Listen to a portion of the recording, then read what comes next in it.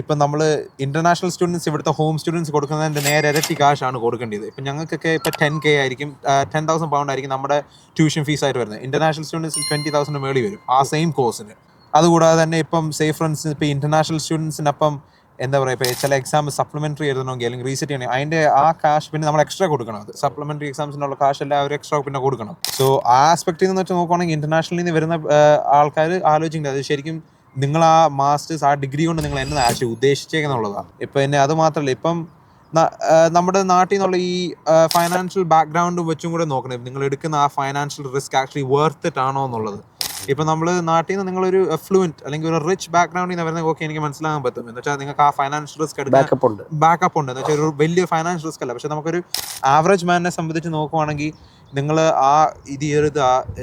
ആ കാശ് നമ്മൾ ഇൻവെസ്റ്റ് ചെയ്തിട്ട് UK വരുന്നത് നിങ്ങൾ മേക്ക് ഷുവർ ചെയ്യണം നിങ്ങൾ ചെയ്യുന്ന ആ ഡിഗ്രിക്ക് അത്രയും വാല്യൂ ഉണ്ട്. അല്ലാതെ ജസ്റ്റ് നമ്മൾ ഈ വിസയിൽ ഇവിടെ വന്ന് ചാടാൻ വേണ്ടിയായിട്ടുള്ള ഒരു എക്സ്ക്യൂസ് ആയിട്ട് മാത്രമായിട്ടാണ്. കുഞ്ഞു കുഞ്ഞു കോഴ്സുകളുണ്ടായിരുന്നു, ഇത്രയും പൈസ മുടക്കണ്ടായിരുന്നു അന്നത്തെ കാലത്ത്.